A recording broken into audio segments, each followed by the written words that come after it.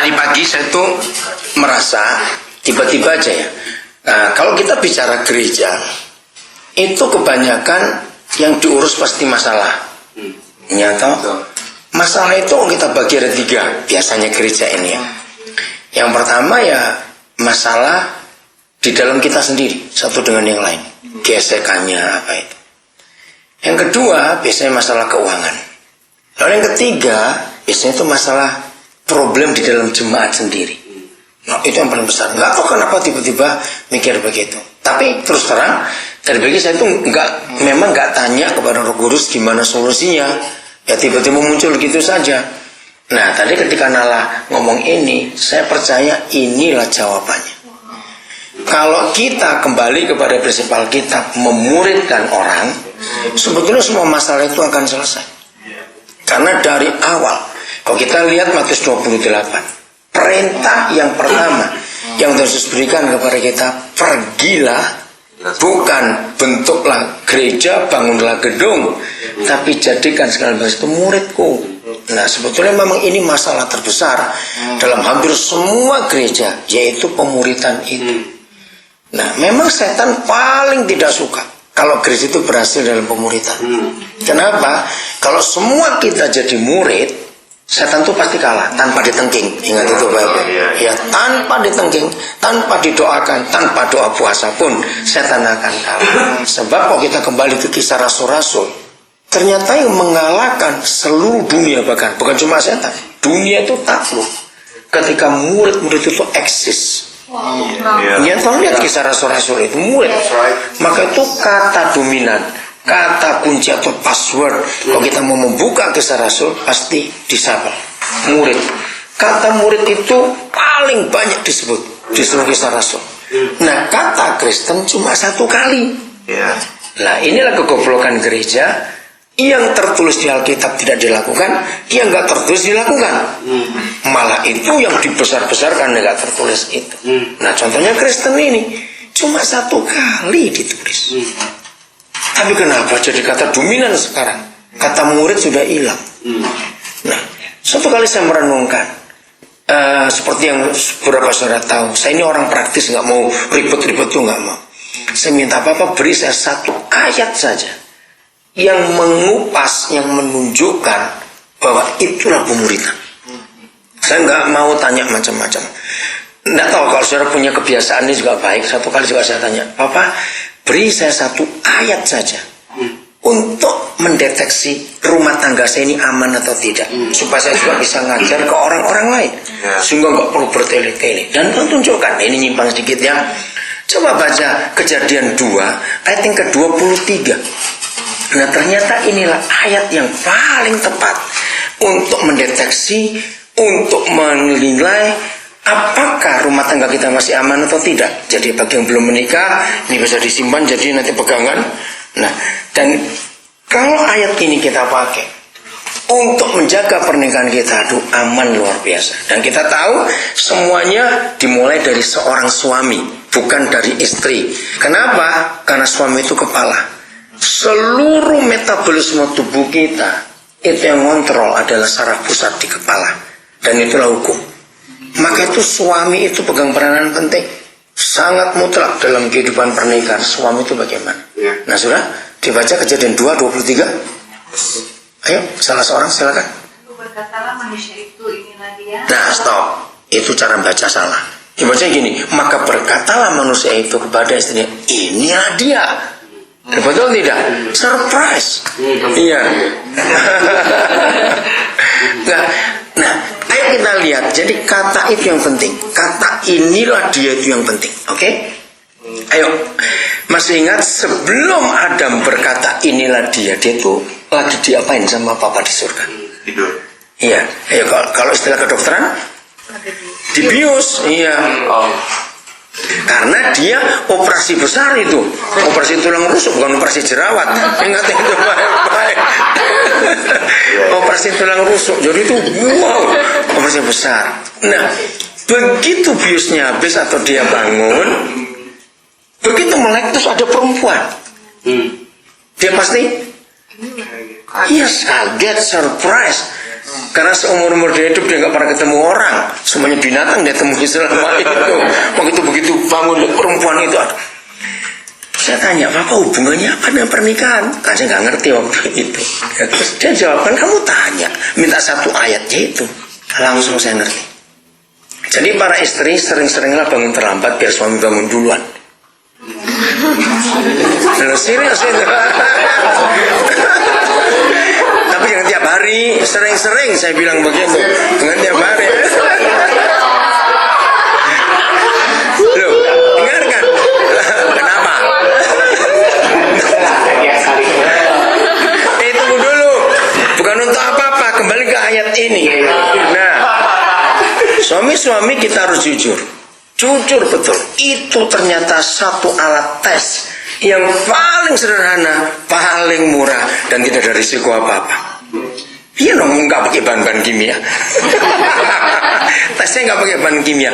Jujur suami-suami, waktu kita bangun dan melihat istri masih tidur, jujur, sebelum pikiran kita dibunuh macam-macam karena masih fresh baru bangun, waktu kita lihat istri kita tidur, jujur, apa reaksi kita pertama? Apa reaksi kita pertama? Ayo.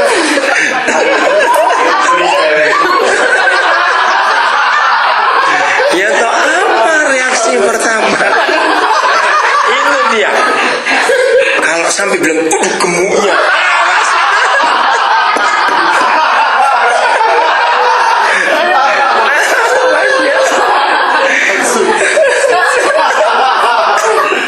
saudara, ini hal yang luar biasa. Sederhana sekali. Ternyata reaksi kita pertama kali kita bangun lihat istri kita, itulah keluarga kita. Iya toh, hebat sekali. Udah nggak usah pakai terapi macam-macam, jujur pada diri sendiri. Masih kagum kah kita? Jengkel kah kita? Atau apa lagi, terserah, nggak tahu. Atau bosan, wah lebih celaka lagi, sudah bosan lagi dengan istrinya. Nah, itu salah satu contoh. Oke? Kembali. Pemuritan, saya tanya, Papa beri saya satu ayat saja untuk pemuritan ini yang betul-betul bisa dimengerti dan gampang. Karena kalau kita lihat begitu banyak buku dan teori tentang pemuritan yang diajarkan oleh banyak orang, tidak salah. Tapi ingat, pengalaman orang itu bukan firman Tuhan. Betul? Pengalaman orang itu bukan firman Tuhan. Maka itu kesaksian-kesaksian yang sering kita dengar atau diberikan, jangan itu jadikan metode. Saya beri contoh begini, ini banyak yang salah, khususnya orang-orang karismatik. Seperti saudara tahu, kami sudah menikah 8 tahun contohnya. Kami belum punya anak. Tapi yang terakhir ini, setelah saya 4 bulan, doa pagi tiap jam 4 pagi. Akhirnya istri saya hamil. Nah, itu bukan metode. Ngerti enggak? Jadi tidak bisa kita berkata, hai, bagi yang ingin punya anak, doa pagi, 4 bulan, jam 4 pagi. Bukan begitu. Ngerti? Nah, itu pengalaman orang. Dan itu bukan firman Tuhan. Maka itu kalau kita lihat Alkitab, tidak ada mujizat yang Roh Kudus buat terulang lagi untuk kedua kali dengan cara yang sama. Itu nggak ada di Alkitab. Selalu cara yang baru. Alasannya ada 2. 1, Roh Kudus itu inovator yang hebat. Dia nggak akan pernah kehabisan bahan. Yang kedua, Roh Kudus tidak mau nanti setan menyabotase Roh Kudus sendiri kalau selalu pakai cara yang sama. Dan itu pernah terjadi dalam hidup Simson. Setelah di acara pertama diajarkan oleh Roh Kudus, tertarik dengan gadis Filistin, ternyata sejak itu dia pakai cara yang sama. Nah, iblis tahu, dia jegal di situ. Nah, maka itu tidak boleh dimetodekan. Apa yang Roh Kudus pernah kerjakan dalam diri kita selalu baru, selalu baru. Nah, itulah Roh Kudus. Oke? Nah, jadi cari di Alkitab, bukan di buku-buku, bukan di pengalaman orang. Walaupun kita harus tetap belajar dari orang lain, tapi apa yang Alkitab katakan lebih penting daripada pengalaman orang itu. Nah, inilah ayatnya pemuritan. Galatia 4 ayat 19. Salah seorang silakan baca Galatia 4 ayat 19. Dan itu sungguh luar biasa. Hai anak-anakku, karena kamu aku menderita sakit bersalin lagi. sampai rupa Kristus menjadi nyata di dalam kamu. Ya. Roh Kudus selalu mengajar saya tiap kali baca satu bagian atau satu ayat. Selalu dia minta saya mencari kata kunci atau passwordnya apa. Ternyata di Galatia 4:15 ini kata kuncinya adalah kata lagi. Ternyata ini kata penting. Saya bingung pertama, Bapak, mana urusannya dengan pemuritan? Nah, ternyata pemuritan yang Yesus ajarkan di Matius 28 dengan perintah yang tegas, itu perintah yang pertama, bahkan perintah satu-satunya. Sebab setelah itu nggak ada perintah lagi untuk gereja bagaimana dunia diinjili. Hanya muridkan segala bangsa, bukan kristenkan segala bangsa. Ternyata saudara, menurut Galatia 4:19, memuridkan itu seperti seorang ibu yang sedang hamil. Nah, 9 bulan 10 hari semua kita sedang mengandung murid itu. 9 bulan 10 hari itu kita doakan, kita nasihati, kita beri makan, kita tegur, kita marahi, kita kasih, udahlah, pokoknya seperti itu. Ketika tiba sakit, waktunya untuk bersalin, sakit bersalin sebagai pemurid. Begitu lahir, belum serupa Kristus, belum selesai dalam karakter semuanya. Maka kata istilah Rasul Paulus, kita harus masukkan anak itu ke kandungan kita lagi. Kita didiklah 9 bulan 10 hari, terus begitu. Ya, kita didik lagi. Waduh, semua macam hal. Sakit bersalin lagi. Yang kata lagi itu penting. Sakit bersalin lagi. Fik, gimana caramu ya supaya enak. Sakit bersalin lagi. Begitu lahir, aduh, belum seperti Yesus. Masukkan lagi ke kandungan. Maka itu kata kunci kedua adalah kata sampai. Sampai kapan? Selesai. Untuk satu orang ini. Ya, sampai kapan ayat itu bilang?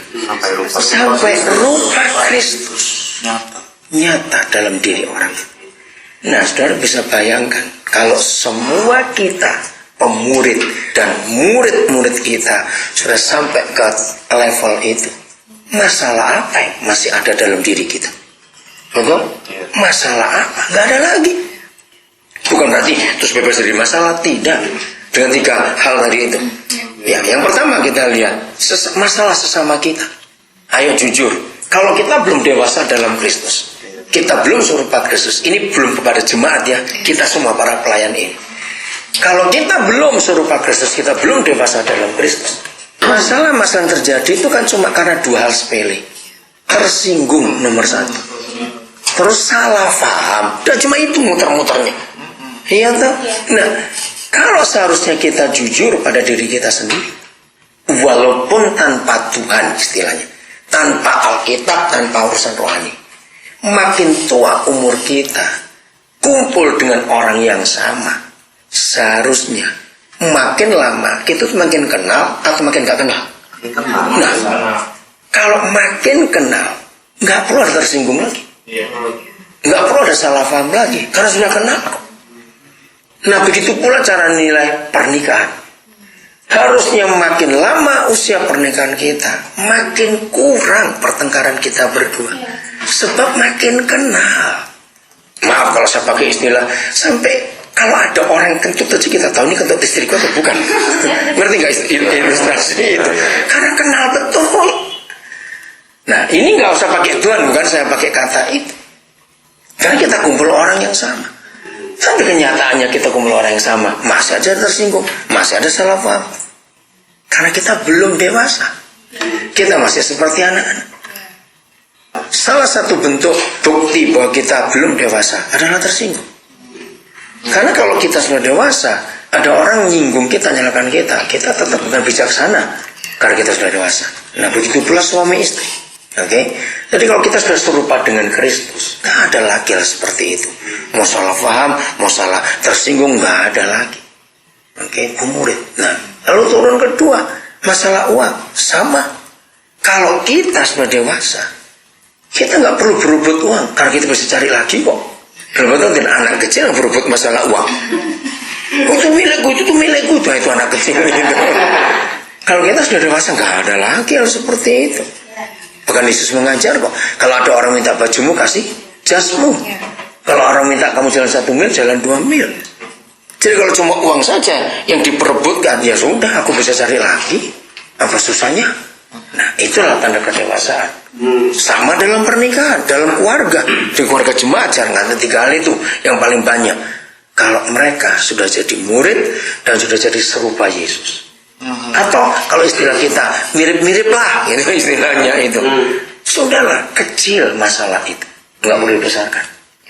Sehingga kita semua nggak perlu makan waktu, makan biaya telepon beresin masalah itu besar. Ya toh, mesti nelponin, mesti makan waktu, tenaga, biaya, dana semuanya hanya untuk ngurusin masalah. Nggak akan kalau semua kita masuk dalam proses pemuridan ini. Nah, sekarang kita akan lihat apa saja bentuk konkretnya bahwa setiap orang yang kita muridkan itu seperti kita sebagai ibu yang sedang mengandung. Kita buka 1 Tesalonika pasal 2. 1 Tesalonika pasal 2. Mulai ayat yang ke-7 dan 8. Silakan dibaca. 1 ya. Tetapi kami berlaku ramah di antara kamu, sama seperti seorang ibu mengasuh dan Enggak, stop dulu. Siapa kami di situ? 1 Tesalonika 2. Siapa kami di situ? Tolong baca pasal 1 ayat 1. Kita akan melihat nanti kebenaran itu. Ya, dan ya. Nah, Silvanus. Ada 3. Mereka cowok atau cewek? Cowok. Nah, bukan kayaknya iya. Kayaknya lagi kamu tuh. Berarti kamu kurang baca Alkitab atau Silvanus siapa? Tapi mereka berkata, kami berlaku ramah di antara kami seperti seorang ibu. Nah, ini pemurid. Jadi walaupun kita cowok, kepada murid-murid yang Tuhan percayakan kepada kita, kita harus jadi mama untuk mereka. Coba ulang lagi ayat 7. Tetapi kami berlaku ramah di antara kamu, sama seperti seorang ibu mengasuh dan merawati anak. Stop sampai situ. Keluarkan 3 karakter ibu itu. Ramah, mengasuh, merawat. Wah, ini luar biasa. Maka itu saya tidak percaya kepada gereja yang jemaatnya ribuan, lalu pemuridnya cuma 1 dan 2, tidak mungkin. Kalau saya pakai istilah alamiah, seperti kita tahu, selama ini kembar yang paling banyak itu 8. Kita nggak pernah dengar ada ibu mereka kembar 9. Yang selama yang paling banyak itu 8. Nah, saya pakai patokan itu. Ternyata semampu-mampunya kita maksimal kita bisa mengandung 8 orang. Yang mungkin saya mengandung 3.000 orang kayak hamster saja. Ini nggak bisa, jemaat besar-besar itu nggak bisa. Kita nggak cuma khotbah kepada mereka, ramah, mengasuh, merawat. Ayat 8. Itu yang keempat dari seorang ibu. Ayat 8. Baca lanjut. Demikianlah Ya, minta kami dalam kasih sayang besar. Nah, stop. Yang keempat, kasih sayang yang besar. Jadi seorang pemurid terus menyimpan karakter ini dari ibu, ya. Ramah, mengasuh, dan merawat. Keempat, menyayangi. Lanjut. Apa bentuknya menyayangi itu? Hebat sekali. Ayat 8 tadi. Ayo. Bukan saja rela membagi Injil Allah dengan kamu, tetapi juga hidup kami sendiri dengan kamu, karena kamu telah kami kasih. Tidak hanya khotbah, saudara. Tidak hanya membagi Injil, membagi firman, tidak. Tapi bagi hidup. Itulah mama. Maka itu kenapa Tuhan Yesus yang jelas-jelas dia seorang guru dan punya murid walaupun cuma 12. Dan dia tahu visinya dari 12 ini dunia akan diinjili. Tapi dia tidak pernah terpikir sedetik pun untuk cari gedung kelas yang dia bisa ngajar. Kenapa? Sebab mengajar di ruang kelas itu bukan memuridkan, tapi membagi hidup itulah memuridkan. Jadi buat Tuhan Yesus memuridkan itu nggak perlu ruangan khusus, setiap hari. Maka itu kita sering dengar ada 2 pola pendidikan, 1 Yunani, 2 Yahudi. Nah, celakanya kita gereja pakai cara Yunani, orang Islam pakai cara Yahudi. Pondok pesantren itu cara Yahudi. Itulah cara Tuhan Yesus. guru dengan muridnya tinggal sama-sama. Sehingga murid nggak cuma belajar ilmu gurunya, tapi murid belajar hidup gurunya. Itu dia. Kenapa? Makanya kalau pesantren muridnya siap mati. Iya, karena lihat gurunya kayak begitu. Maka itu jangan ke sekolah Alkitab, salah. Jangan ke sekolah teologi, ya salah. Iya, pakai cara itu, tinggal bersama. Dan saya pakai cara itu sampai hari ini. Entah sudah berapa ratus orang yang sudah keluar dari rumah saya. Dari saya belum menikah sampai sekarang saya menikah. Saya punya target minimal 3 tahun. Orang itu tinggal dengan saya dan mereka lihat cara hidup kami setelah kami menikah. Mereka lihat, mereka tahu kalau kami bertengkar. Namanya manusia, suami istri. Kalau kami sudah bertengkar, kami panggil mereka, ya doakan kami. Saya terbuka dengan mereka supaya tahu alasan apa tadi bertengkar. Dan itu mereka belajar. Jadi mereka nggak belajar dengan khotbah saya dalam hidup. Kalau saya pergi kemana saja, kalau Cik Luis nggak ikut, ya saya pasti ada orang lain yang sama-sama dengan saya. Supaya mereka belajar. Itu waktu saya gunakan untuk memuridkan mereka. Jadi mereka tahu, maaf bagaimana cara saya gosok gigi, pakai baju, tidur, saya menggunakan keuangan, mereka tahu semuanya. Karena saya pakai prinsip itu, bagi hidup. Jadi istilah bagi hidup di ayat 8 itu nggak ada jarak. Nggak ada jarak. Saya masih ingat dengan Jeremy Harim dulu. Jadi guru kami itu namanya Edwin Stoop. Dia orang Amerika yang pernah datang ke Indonesia ngajar. Cara itu saya pakai. Jadi Om Stoop ini murid kami pergi dengan dia. Nah, waktu dengan Jeremy Harim saya itu 4 tahun. Bukan cuma tinggal satu kamar, tapi kami satu tempat tidur. Karena satu kali dalam keadaan terpaksa di pedalaman, begitu dekatnya kami sampai begitu gantian satu berdua karena satu hilang. Waktu mandi di sungai Hanyut sampai kayak gitu, maaf sampai sana dalam kami pun bisa gantian. Begitu menyatunya. Di situ saya lihat cara dia juga, dan itu luar biasa. Nah itu bagi hidup. Saya masih ingat kalau Yeremia khotbah lalu ngajak saya, entah saya diminta duluan, itu terserah Roh Kudus memimpin dia, atau saya diminta terakhir. Jadi bisa-bisa saya duluan, dan kamu ngomong dulu 5 menit atau 10 menit. Itu cara dia push saya untuk jadi berani. Kalau tidak, dia nanti saya bagian terakhir, kami nutup. Dan itu betul-betul menantang. Sehingga roh saya terlatih sejak hari itu sampai hari ini. Membuat orang lain juga berani. Hebat sekali. Maka itu bagi hidup itu nggak main-main. Nggak cuma kok. Jadi murid kita itu tahu semua hal dalam hidup itu.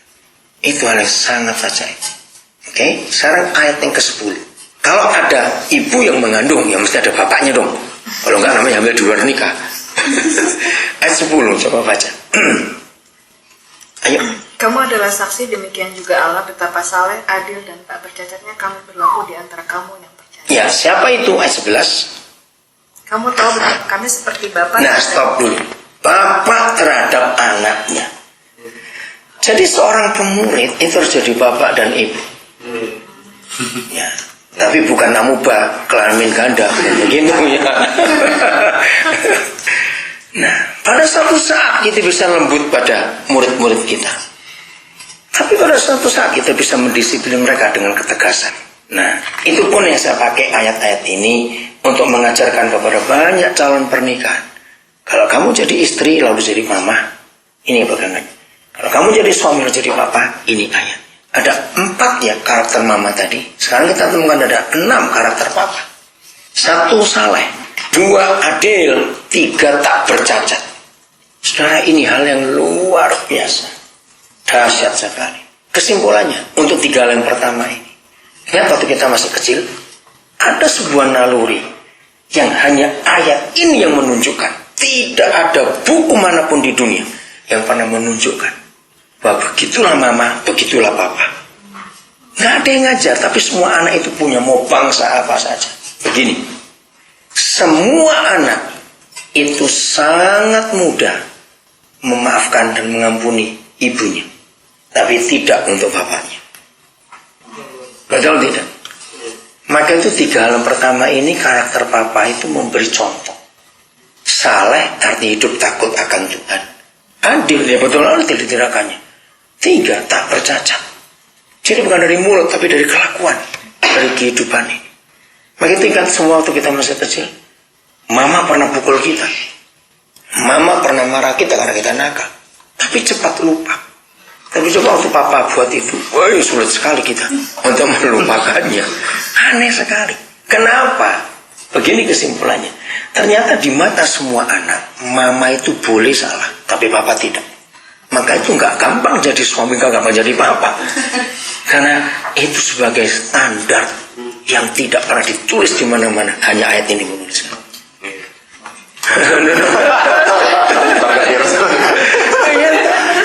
Sama seperti kita semua, walaupun kita sudah tua. Kalau kita nonton film, terus jagoannya mati akhirnya kan kecewa sekali dong. Enggak, seperti itu naluri seorang anak. Dia kan kecewa kalau papanya salah. Karena buat anak-anak papa itu jagoannya, hero-nya. Enggak boleh kalah. Papaku itu hebat. Oi, itu luar biasa. Nah, seperti itu pemurid. Anak-anak kita akan melihat itu. Saudara, saya bersyukur pada Tuhan bahwa Roh Kudus ngajar sini dari tahun 70-an prinsip ini. Iya, dari tahun 70-an. Maka itu saya tetap konsisten sampai seperti ini dengan cara ini. Dan itu dampaknya besar.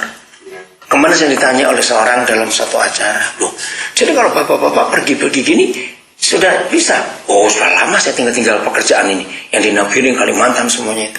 Karena saya pakai prinsip ini. Apa bedanya om dan papa? Tahu bedanya? Nah, banyak om dalam gereja, tapi sedikit yang jadi papa. Beri tanda dulu ya, 1 Tesalonika 2, nanti saya kembali. Coba baca dulu 1 Korintus 4 ayat 15. 1 Korintus 4 ayat 15. Yuk, salah seorang. Sebab sekalipun kamu mempunyai beribu-ribu pendidik. Nah, itulah guru-guru teologi. Ini Anda, hebat, pendidik terus beribu-ribu. Kamu tidak mempunyai banyak bapak. Karena akulah yang dalam Kristus Yesus telah menjadi bapakmu oleh Injil yang kuberitakan kepadamu. Nah, ternyata ini yang diperlukan dalam gereja. Kita memuridkan, kita menjadi seorang ibu dan seorang bapak sekaligus. Banyak pengajar, banyak pendidik yang hebat-hebat, tidak akan menyelesaikan masalah. Kalau sebagai istilah gereja, banyak pengkhotbah yang hebat-hebat, kita undang ke gereja, tidak akan menyelesaikan masalah. Karena jemaat perlu itu bukan khotbah tapi hidup. Betul nggak? Hidup bagaimana? Nah, jadi setelah kita mendengar sampai di sini, timbulkan dalam diri kita masing-masing bahwa kita harus jadi bapak dan ibu yang seperti Alkitab inginkan untuk murid-murid itu. Nah, saya menggunakan waktu itu seperti Tuhan Yesus 3 tahun atau 3,5 tahun. Kalau sampai itu belum berhasil, pasti saya yang salah. Saya akan muridkan lagi mereka. Tapi puji Tuhan sampai hari ini jarang sekali ada sampai sekian tahun itu jarang. Roh Kudus menolong betul. Ayo, ada yang mau tanya sambil nunggu? Ayo, tanyakan, gak apa-apa. Koden, Ya, silakan. apa kok bisa sampai seorang anak nggak mau memaafkan bapaknya? Iya, alasannya yang pertama karena memang roh Tuhan yang memberitahu anak itu. Bapaknya ini figur atau contoh atau apa ya, idolanya, pattern, patron, pola hidup. Sebetulnya itu positif. Kalau sampai seorang ayah sadar anaknya bisa begitu, itu maksud Tuhan supaya si bapak itu berubah, bukan tambah marah pada si anak. Menyatakan, jadi memang Alkitabiah sekali. Saya menyampaikan kebenaran di banyak kalangan bukan Kristen, mereka itu kaget. Kok ada tulisan seperti itu? Karena mengagumkan sekali. Ini sangat universal. Nggak usah bicara pakai kata Tuhan, agama, nggak usah. Ini fakta. Mulai dari diri mereka. Kalau dia seorang bapak yang dikecewakan anaknya ya. Jadi saya lanjutkan pertanyaannya, kenapa? Apa maksudnya sampai ada anak apa itu bapaknya bisa apa tadi? Nggak bisa dimaafkan oleh anak. Karena memang Tuhan yang menaruh itu. Sebab bapaknya itu mengoreksi diri. Benar, seorang ayah itu luar biasa. Itu nggak cuma yang Kristen, semua yang namanya manusia. Itu sudah ada naluri di dalamnya. Bapak-bapak itu nggak boleh salah. Coba bacakan Kolose 3:21. Siapa yang bisa menyakiti anak? Iya, bukan mamanya. Hai bapak-bapak, janganlah sakiti hati anakmu supaya jangan tawar hati. Ya, terjemahnya sangat salah. Bukan cuma tawar, rusak karakter anak itu. kalau disakiti oleh bapaknya sendiri. Mama nggak bisa menyakiti secara umum. Kalau setiga 21, ini sudah masuk semua. Orang satu lagi situ. Ya. Jelas ya? Ada lagi mau tanya? Ya. Oh, ayo, ya udah. Kemudian bagaimana kalau seorang anak itu tumbuh dengan tanpa tahu ayahnya itu siapa? Ya. Kalau ada seorang anak tumbuh tanpa tahu ayahnya, kita sebagai gereja jadi ayah untuk mereka. Kita yang mewakili ayah mereka. Itulah tugas gereja. Rohani ya. Seharusnya nggak usah pakai kata rohani, ya bapak saja. Buat saya anak-anak itu nggak anggap saya anak rohani, anak betul. Itu saya urus kemarin satu anak menikah, jauh sekali dari Solo, masuk daerah Gerobokan saya dari kampung lagi. Saya datang karena anak itu nggak punya bapak dari kecil. Wah, jadi kesaksian luar biasa di kampung itu. Pakai adat Jawa lagi. Oke, lanjut. Katanya kalau kita memuridkan orang, kita harus jadi bapak dan ibu sekaligus. Iya. Nah, terus sementara tadi Koden bilang kalau misalnya kita punya kesalahan, si anak tuh ngeliat kalau misalnya kan figur bapak kayak nggak bisa dimaafkan itu gimana pola si anak rohani kita tuh ngeliatnya gimana kita ngelakuin kesalahan. Bukan tidak bisa dimaafkan, sulit untuk memaafkan. Kenapa? Karena di mata anak-anak itu papa tiri itu jagoannya, nggak bisa kalah, jagoan kok kalah. Nah, tapi ada bagusnya. Kalau kita sebagai bapak mau merendahkan hati kepada anak dan minta maaf, anak itu boleh. Anak itu boleh. Nah, masalahnya banyak bapak-bapak gengsi dan sombong. Nah, itu yang jadi merusak semuanya. Oke, sudah, kemudian semua lanjut. 1 Korintus 4. Oh iya, 4 ayat 15 ya. Jadi bukan pengkhotbah yang diperlukan, tapi bapak. Nah, bedanya dengan papa itu apa? Oke, saya beri ilustrasi begini.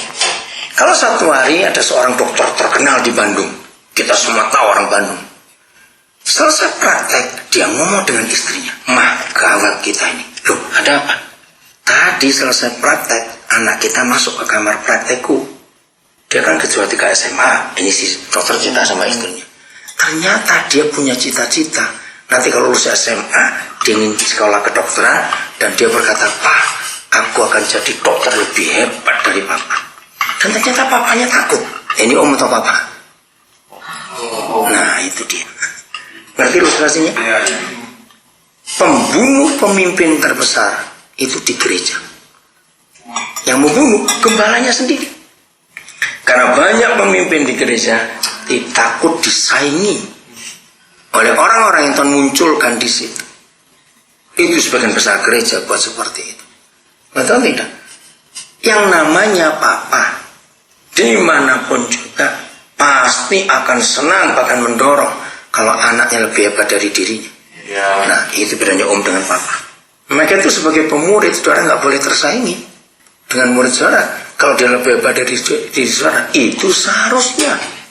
Dan ini perkara sepele, tapi banyak orang gagal sebagai pemimpin karena takut disaingi itu tadi.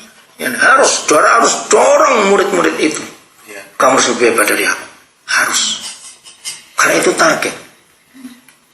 Ingat gak 2 kali Tuhan Yesus berkata, yang percaya kepada aku akan melakukan yang kulakukan, bahkan lebih besar. Dia aja berani kok membuat kita lebih hebat dari dirinya. Siapa kita? Takut disaingi. Oke? Jadi itulah bedanya om dengan papa. Dan ternyata betul di gereja banyak om, sedikit ayah, karena nggak memberi dorongan untuk maju. Oke, kembali ke 1 Tesalonika 2 ayat yang ke-11 sekarang. Setelah 3 fungsi papa, yang pertama saleh, 2 adil, 3 tak bercacat. Jadi anak itu terluka kalau kita nggak adil. Betul? Ayo semua kita masih ingat waktu masih kecil itu. Anak itu terluka kalau kita itu cacat hidupnya. Anak itu kecewa sekali.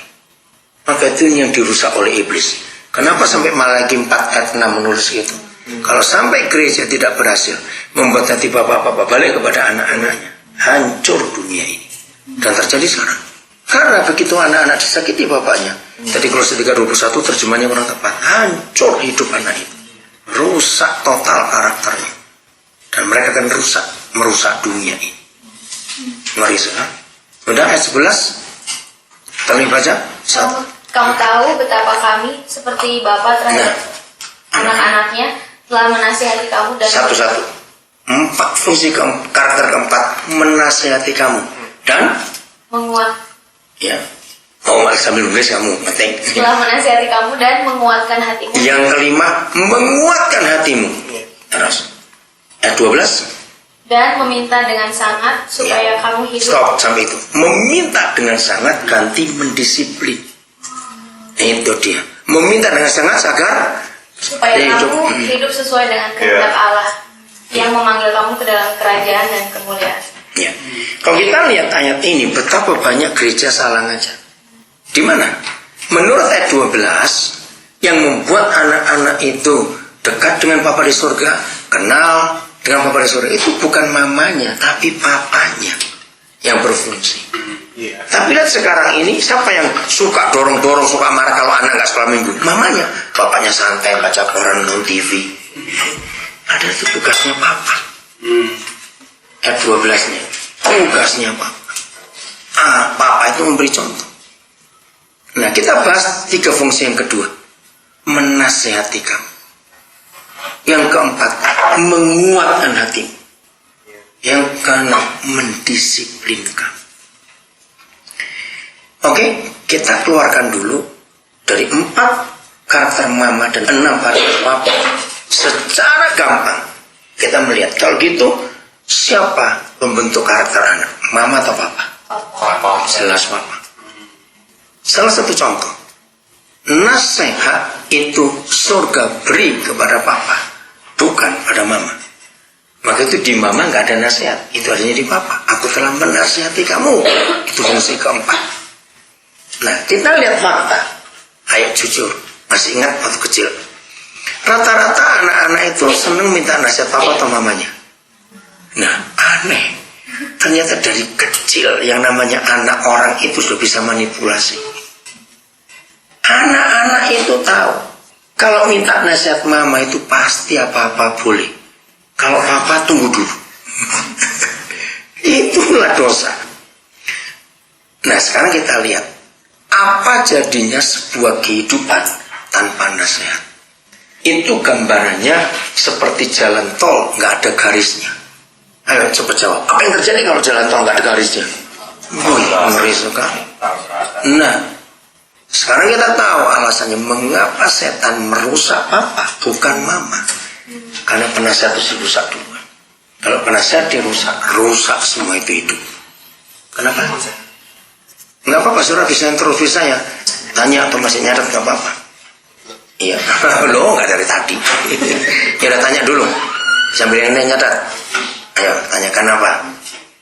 Kalau tentang tidak bercacat, kalau itu standarnya seperti apa ya? Saya kadang-kadang seorang bapak pasti punya kesalahan. Iya, kita manusia punya kelemahan. Gimana?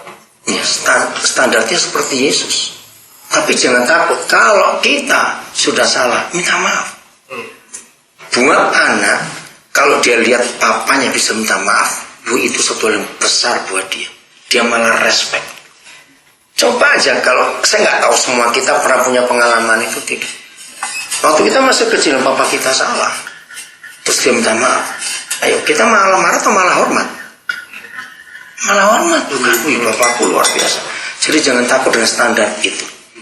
Memang jelas secara fakta mana bisa kita sempurna, tetap kita bisa punya salah. Tapi itu tadi, kalau minta maaf, asal kita fair, ya kata fair, asal kita jujur, anak-anak kita bisa terima, bisa terima. Nanti Tuhan pasti akan tolong. Kasus terakhir yang saya salah pada beberapa anak, kalau saya tahu yang Hendra Luis itu, woi saya marah keras betul. Itu terjadi 2 tahun yang lalu, 2009.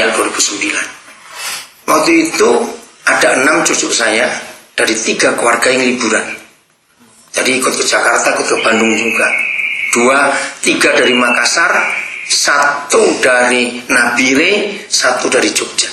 2 Nabire, 1 Jogja. Nah, terus saya salah dengar. Ya waktu itu Transformer 1 baru main. Nah, terus cucu saya telepon, opa, kami nonton Transformer. Nah, kuping saya salah dengar. Saya tuh nggak tahu Transformer. Saya tahu film sebelumnya Transporter. Nah makanya kan keras sekali. Bukan Transporter. Iya, karena saya lihat resensinya. Sedang aja kalian. Om Louis, mana dia? Saya bentak-bentak, saya marah tanpa saya tanya. Mereka sudah beli tiket 8. Saya batalkan, nggak usah nonton. Kenapa begitu? Saya nggak ngasih kesempatan untuk Andrea itu menjelaskan. Kalau so emosi betul saya. Kamu nggak tahu diri. Kalau kamu nonton sendiri, jangan aja anak kecil-kecil itu. Wah, karena emosi saya tutup telepon itu. Terus anak yang lain tahu, yang nggak ikut nonton telepon. Pak, kenapa marah-marah bos begini? Loh, apa dengarnya film apa? Transporter. Bukan. Apa itu? Aduh, saya salah. Nah, saya belum melihat resensinya. Karena saya pun suka mengamati resensi film. Ya, selalu itu saya masih baca supaya saya bisa lihat anak-anak atau cucu saya mau lihat apa begitu.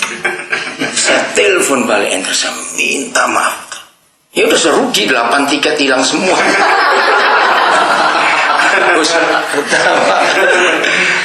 Saya minta maaf, Mama Enter, saya salah. Saya akhirnya ke orang lagi untuk lihat habis gimana cucu-cucu namun sudah mau nonton.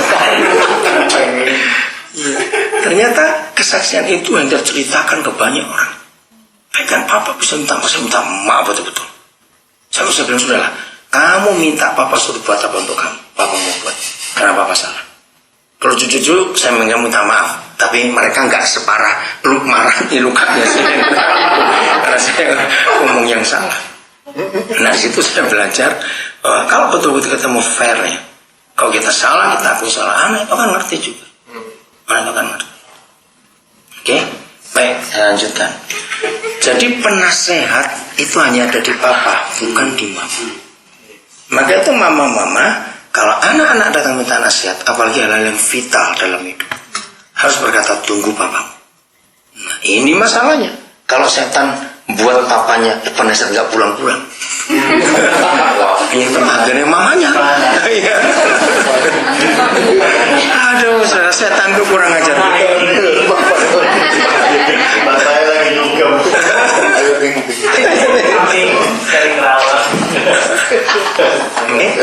Ya, jadi pemurid itu seperti itu. Terus karakter yang kelima, menguatkan hati. Wah, saudara, saya belajar itu. Waktu itu Alkitab itu juga adalah buku psikologi yang hebat sekali. Itu buku psikologi yang hebat. Coba perhatikan kata menguatkan hati. Anak-anak itu bedanya, kalau ini mama-mama jangan tersinggung dulu ya. Kalau tersinggung ya lapor ke Tuhan, karena dia yang nulis kok, yang ngomong. Anak-anak itu beda cara menyatakan keberanian kalau ada papanya dan mamanya. Ngerti maksud saya? Lebih berani ada siapanya? Ada papanya. Saya nggak tahu naluri apa di hati anak-anak itu, tapi ada itu. Dan itu hebat sekali. Maka itu kalau papa-papa melakukan fungsinya ketika anak-anak itu dalam masa pertumbuhan, maka istilah sederhana kita dapat, maka anak-anak itu menjadi anak yang pede, percaya dirinya itu kuat sekali karena papanya mendorong, ayo kamu bisa, gak usah takut, ada papa di sini, kamu bisa.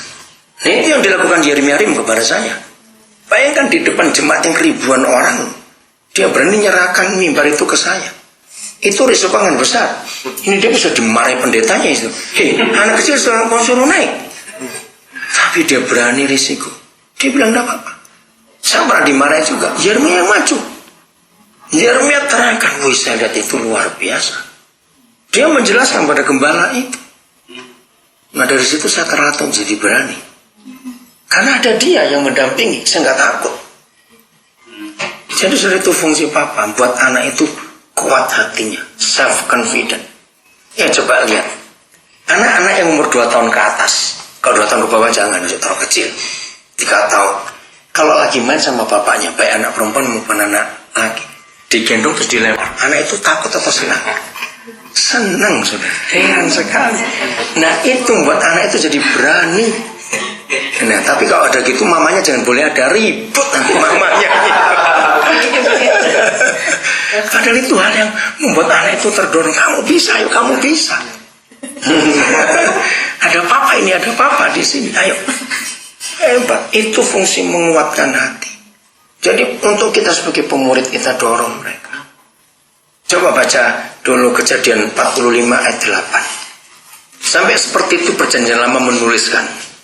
Kejadian 45 ayat 8. Yang telah menempatkan aku. Akunya siapa di situ? Ya aku di situ siapa? Ini ngomong tentang siapa? Ayo siapa itu? 45 ayat 8. Ayo tentang siapa? Masa lupa itu bisa tentang siapa? Bukan. Oh, Yusuf. Nah, Yusuf. Sebab dialah yang telah menempatkan aku sebagai bapak bagi Firaun. Terus? Dan Tuhan atas seluruh Dan negara. Tuhan atas saya. Nah, yang ketiga? Dan sebagai kuasa atas Kuasa. Saudara, ternyata Yusuf adalah satu-satunya orang dalam seluruh Alkitab yang diberi privilege hak untuk mewakili Tritunggal, Bapa, Putra, dan Roh Kudus. Itu hebat sekali. Nah, oke, saya bahas tentang Bapa. Kita nggak tahu umur Firaun berapa waktu itu. Tapi umur Yusuf jelas. Waktu dia jadi raja itu umur 30. Saya kira Firaun jauh lebih tua dari Yusuf. Tapi kan aneh. Bagaimana anak lebih muda jadi bapaknya orang lebih tua? Nah, ternyata bukan masalah umurnya. Tapi masalah fungsinya. Nah, jadi Firaun itu butuh penasehat. Dan dia ketemu dalam hidup Yusuf. Firaun butuh orang yang bisa menguatkan, meyakinkan hatinya. Dan itu adalah dalam hidup Yusuf. Firaun rasa nggak aman dalam hidupnya. Dia butuh otoritas untuk membuat dia secure. Maka itu kalau saudara baca selanjutnya, pasal 41 itu luar biasa. Firaun berkata, bagaimana kita bisa mendapatkan orang sehebat ini yang dipenuhi roh Tuhan? Sampai dia berkata, Yusuf, yang membedakan antara kamu dengan aku itu cuma kursi satu ini loh. Itu tahtanya. Buat Yusuf bisa buat 10 juga. Kursi itu istilah saya itu. Jadi yang lain sama Yusuf, cuma kursinya yang beda. Karena dia jadi bapak buat Firaun. Jadi kalau saudara jadi pemurid, dan saudara betul-betul kita semua jadi bapak dan ibu yang diurapi, maka orang yang kita muridkan akan cepat jadi, saudara. Nggak perlu lama-lama. Maka itu pemuridan, itu bukan cuma ngisi-ngisi soal terus ujian. Bukan. Itu bukan pemuridan. Itu proforma saja. Nggak ada soal baku dalam pemuridan. Kenapa tidak ada soal baku? Karena hidup. Kehidupan itu nggak ada yang baku. Selalu berubah dan berkembang. Jadi murid-murid kita jauh lebih penting lihat hidup kita daripada lihat pelajaran kita sampaikan. Dan itu filosofi pendidikan, bukan?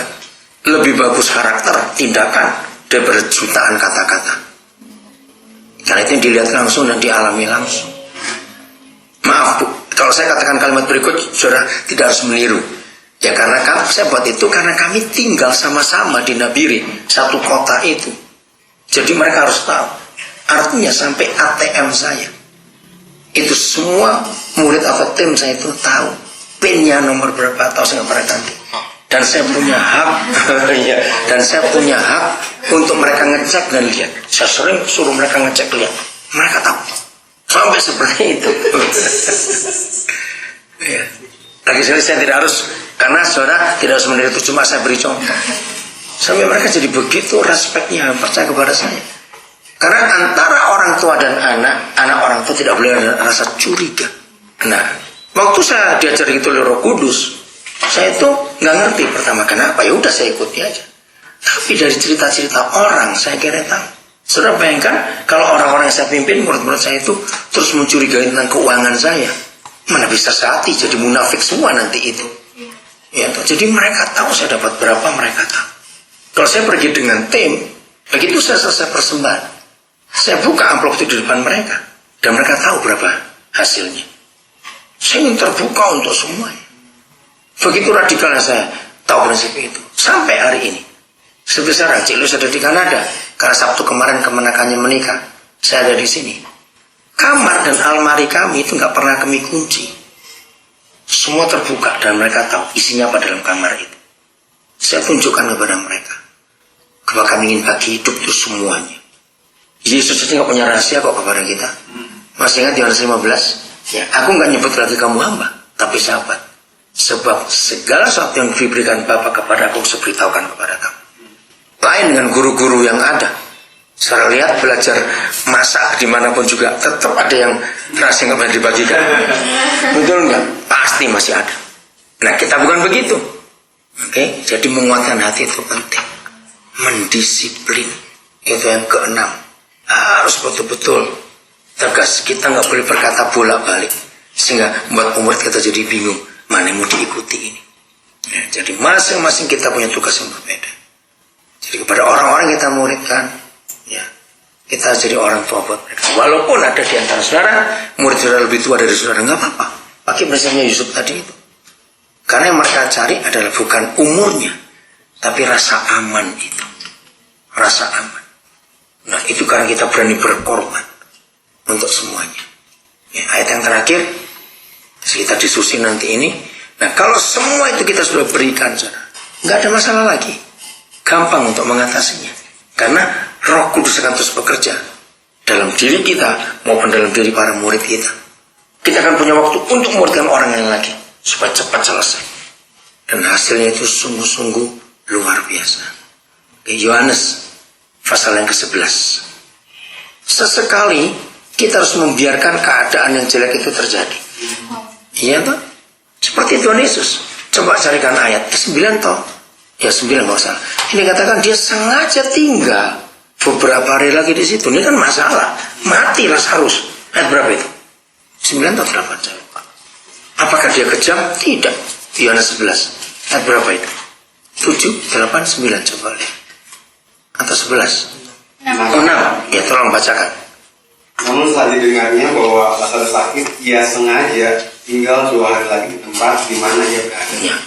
Kata sengaja itu nggak enak betul. Iya, sepertinya Tuhan Yesus sengaja cari masalah ini. Ada waktunya kita mendisiplin dengan cara seperti itu untuk murid-murid kita. Maka itu harus seimbang antara mama dengan papa, itu harus seimbang supaya anak-anak tidak memanipulasi. Ya, harus seimbang. Satu ayat lagi, 1 Raja-Raja 1 ayat yang ke-6. Nah ini ketidakseimbangan Daud. Padahal dia orang yang diurapi, bisa nggak seimbang. Kira kacau salah seorang anak. 1 Raja-Raja 1 ayat yang ke-6. Ayo baca. Selama hidup dunia, ayahnya belum pernah menegur dia dengan ucapan, mengapa engkau berbuat begitu? Dia pun sangat elok perawakannya dan dia adalah anak pertama sudah Absalom. Jadi alasannya sangat orang timur. Anak pertama cakep laki-laki. Wah dimanja habis itu. Orang Tionghoa, orang Batak sama gobloknya. Tahu nggak? Anak pertama laki ada bisa rusak. Apalagi di tangan opa-omanya, tambah rusak lagi. Kenapa? Oke, apa alasan? Apa sebab Daud memanjakan adiknya? Enggak pernah ditegur, enggak pernah dinasihati, enggak pernah didisiplin. Karena alasannya anak pertama cowok, cakep lagi. Habis dia. Nah jadi harus ada keseimbangan antara papa dengan mama. Kita harus tahu kapan kita memanjakan murid kita, kapan waktunya kita mendisiplin mereka. Kita harus tahu waktunya itu, supaya mereka nggak jadi rusak. Jadi secara logika memang kalau membaca ayat-ayat ini nggak gampang memuridkan orang. Karena nggak cuma khotbah, nggak cuma ngajar, tapi bagi hidup ini loh saudara. Maka itu hati papa dan mama harus kuat bekerja dalam diri kita. Harus. Oke, saya berhenti. Ada yang mau tanya? Keren. Ya. Yesus itu ada 120 pengikut, 70 murid-murid, 12 murid, dan 3 yang paling dikasih. Gimana cara Koden tahu ini yang 120, ini 70, ini 12, ini 3? Buat Koden pribadi. Ya. Ternyata saya nggak mau pakai prinsip itu. Walaupun itu dilakukan Yesus. Saya berusaha untuk membuat semuanya sama. Ya. Kenapa? Alasannya saya tuh nggak mau pusing-pusing. Ngapain cari-cari itu sudah. Jadi buat saya itu sama. Maka itu buat mereka juga, mereka tidak merasa dibedakan. Ya. Banyak orang tanya seperti itu. Ya jawaban saya, ya memang saya nggak bisa untuk membedakan mereka. Ya. Terus sampai berapa panjang benangnya Koden untuk orang yang mundur dan ya atau berbalik gitu loh. Bukan cuma mundur, ini ada satu orang di penjara Bandung nih. Itu anak dokter gigi, anak tunggal tapi terbuang. Begitu bapaknya mati, habiskan uang mamanya. Sekarang mamanya pun sudah mati. Nggak ada keluarga yang mengurus dia. Jadi satu-satunya orang yang dia masih anggap saya keluarganya ya saya. Sengaja saya nggak mau bilang kalau dari sini biarin aja. Di penjara di sini. Jadi ya saya tetap terima apapun keadaan anak itu. Karena yang saya muridkan mantan narkoba. Belum lama saya retreat di tempatnya Bu Dora Kansel apa namanya? Mon Hermon. Saya nggak tahu waktu itu lagi sakau waktu ikut itu. Saya ngajak 6 anak. Saya itu baru beli laptop Fujitsu 23 juta. Atau dia bilang, bisa nggak ikut? Pusing, badannya panas. Nah, saya suruh anak-anak bercoba kami cari obat. Kan nggak jauh turunnya itu. Kami ikut session. Balik, anak itu hilang, laptopnya hilang sudah. Saya misalnya nggak tahu ketemu di mana, nggak tahu ada di mana itu anak. Lalu anak-anak yang lain itu melihat bagaimana cara saya menangani masalah itu. Maka itu saya ajarkan kamu juga harus tetap bisa mengampuni orang-orang itu. Karena saya ajarkan mereka, Yesus itu kalau melihat kita bersalah, itu tidak pakai apa istilahnya volume dosa, nanti kata volume atau ukuran, tidak. Kita tidak boleh membeda-bedakan jenis dosa. Oh, kalau yang ini kecil itu besar, tidak. Ya, gereja banyak membeda-bedakan. Yang diurusi gereja cuma dosa perzinahan saja. Dia nggak ngurus dosa-dosa yang lain. Yang di mata Tuhan juga sama besarnya. Ngerti kata itu? Nah, jadi itu yang saya pakai. Ya udah, saya tetap harus mengampuni. Kapan pun balik saya harus terima. Kira-kira kalau Yudas balik diterima nggak oleh Tuhan Yesus? Pasti diterima. Jadi as long as dia mau balik dong. Iya. Kalau dia mau balik ya. Iya sudah. Sudah gitu. Atau dia bahkan ngelawan fight back konten. Iya bisa juga. Ada beberapa gitu. Iya. Tapi saya tetap mengampuni dan gak ada sakit hati, dan itu membuat kesaksian buat anak-anak yang lain yang menjelekkan, yang aduh mau fitnah ada juga, dan mereka melihat bagaimana reaksi saya. Oke, lagi yang lain? Ya. Kalau misalkan ada satu kasus di mana kita memberikan orang dan kita lagi bangun hubungan, tiba-tiba karena ada perselisihan yang dibilang kesalahpahaman gitu ya, kita berusaha untuk memperbaiki hubungan, berusaha untuk membangun hubungan, terus orang itu kita dekati, bertemu, SMS, tapi nggak ada tanggapan sama sekali. Bahkan perkembangannya orang itu sudah nggak bekerja lagi, sudah nggak berkomsel lagi. Itu kira-kira apakah sebagai leader, itu sebagai pemimpin kita harus datang ke mereka atau bagaimana? Enggak perlu. Ada waktunya kita biarkan mereka seperti itu untuk mereka sadar sendiri. Atau cara kedua, cari leader yang lain yang bisa dekati dia. Karena kalau orang lagi marah, lagi jengkel, kita dekati malah marah. Kita buang-buang waktu. Gak apa-apa, asal kita tetap ada space di hati kita. Sama juga semua anak kandung. Ya kalau saya menolong keluarga-keluarga anak kandungnya brutal, kurang ajar semua itu, saya selalu beritahu orang banyak, bagaimanapun kurang ajarnya anak itu, beri ruangan di hatimu supaya sewaktu-waktu kalau dia balik, kamu sudah nggak jengkel lagi. Nah, beri ruangan seperti itu, Tuhan Yesus beri ruangan di hatinya untuk kita. Itu tadi karena kita harus biarkan dia dulu. Atas sengaja tadi Yohanes 11 itu. Ya, biarkan dulu. Oke. Ada lagi? Ada lagi yang lain? Ya. Tadi kalian bilang katanya memulihkannya termasuk 3 tahun, 3,5 tahun. Kurang lebih. Maksudnya 3,5 tahun apakah? Enggak ya, kalau kan Yesus muridkan antara 3 sampai 3,5 tahun. Jadi bukan 3 tahun dan 3,5 tahun, bukan begitu. Kurang lebih jaraknya seperti itu. Itu yang saya pakai. Saya harap 3 tahun ini mereka itu sudah jadi. Seandainya belum, yaitu tadi lagi, ulang lagi, masukin lagi, kita kandung lagi sampai rupa Kristus nyata. Jadi bukan 3 tahun dan 3,5 tahun, bukan. Karena Alkitab pun nggak jelaskan berapa tahun sebetulnya. Oke? Ya. Kalau misalkan ada kasus anak ini dia kalau ditanya mau belajar dia mau sakit dia mau, tapi yang dia lakukan dia nggak ngelakuin semua itu. Ya. Itu Jadi kelakuan sama perkataan selalu Beda. berbeda. Tapi kalau mau dibilang jauhkan diri dari komunitas, Tidak juga, iya. Nah itu gimana tuh Pak? Setiap orang itu punya background. Nah, usahakan masing-masing kita bersama hikmat Roh Kudus dan kita cari tahu langsung datanya. Apa sih background anak ibu begini? Kalau kita tahu backgroundnya, kita akan masuk di area itu. Ada anak yang seperti itu. Itu karena dari kecil sudah biasa dicuekin. Kalau dia dari kecil biasa dicuekin, maka gede pun cuek terus. Cuma iya melakukan. Nah, itu kita cari akarnya. Siapa yang belum pernah baca tulisan Dorothy Nolte, cari itu. Dorothy Nolte, cari di Google, ada. Ini penulis terkenal, dia Kristen. Dia belum lama meninggal. Dia meninggal umur 91 tahun. Saya respect pada dia. Bukunya tentang anak-anak dan pendidikan sangat hebat. Ya, begitu klik Google Nolte aja sudah keluar Dorothy. Ya, Dorothy Law Nolte. Nolte aja cukup. Dari situ dia mengajarkan children learn what they live. Saya nggak hafal semuanya. Jadi kalau anak-anak itu